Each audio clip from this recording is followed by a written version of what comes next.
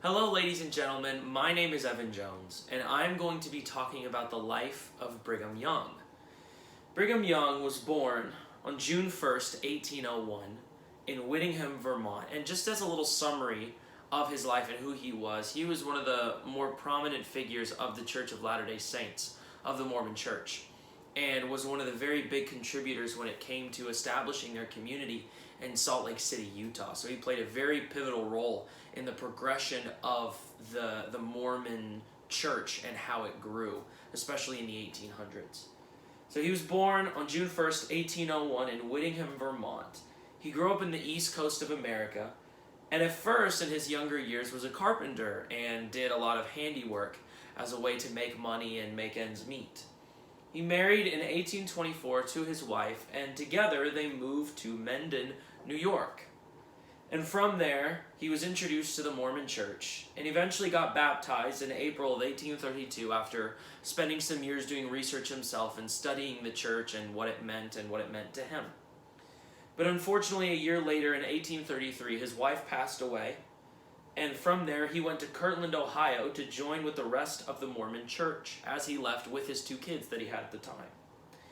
So from there in Kirtland, Ohio, he served in the church. He at some point eventually became a missionary to England from 1840 to 1841, and almost single-handedly started the church community and the missionary outreach in Europe for the Church of Latter-day Saints and for the Mormon Church, which was something that had not been done before. So it was a huge stepping stone for the Mormon faith and for the church as a whole. He devoted most of his time to the church, especially when he returned. And after returning from his missionary work in England, he became the leader of the Quorum of the 12 Apostles, which, through his decision-making, ended up becoming the leading committee for the Mormon Church. But unfortunately, in 1844, Joseph Smith was assassinated. And as the leader of the Quorum of the 12 Apostles, he decided it was best that the Mormon Church, which was mostly in Illinois at the time, to trek their way west to the Valley of the Great Salt Lake in Utah. And so in February of 1846, he gathered as many people as he could, and they began on their way to the Valley of Utah. And unfortunately, it was very difficult, and they discovered and encountered a lot of hardships they didn't expect, with Brigham Young being sick a good chunk of the time. But after having a vision from Joseph Smith encouraging him, he found his strength, and they made it to the valley in the later year of 1847. From there, he immediately began working to build a community and establish themselves as a self-sufficient community, I guess. In 1857, which was a good bit of years later, the U.S. In 1857, the U.S. declared the Mormons in rebellion due to Utah becoming a U.S. territory 7 years earlier in 1850.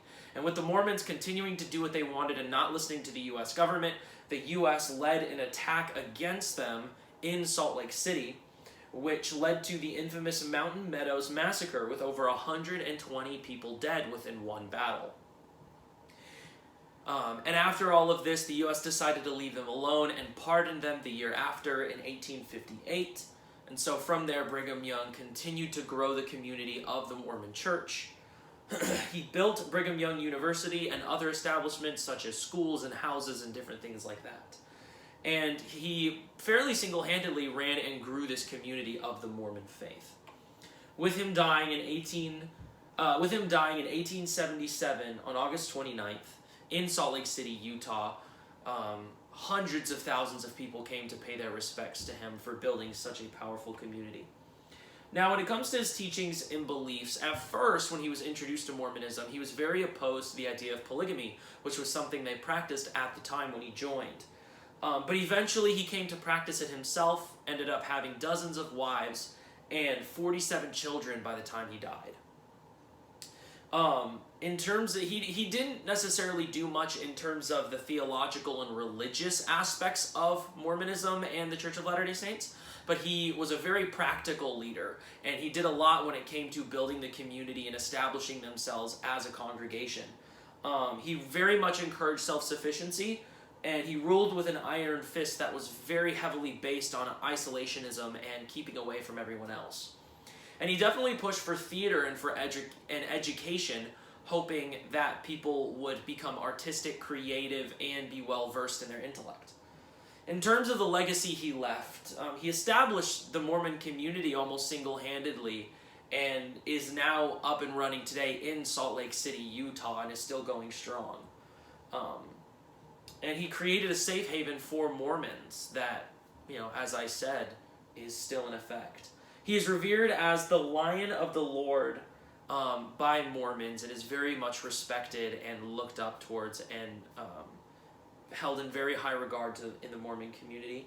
And with him dying as a fairly wealthy man, he built many houses and different establishments for his family and for the Mormon church and for the community. And with him being such a powerful leader, him being such a strong voice and a go-getter, he really established the strength of the Mormon people, bringing everyone from all over the world and settling them in Salt Lake City, Utah, and creating a self-sufficient community.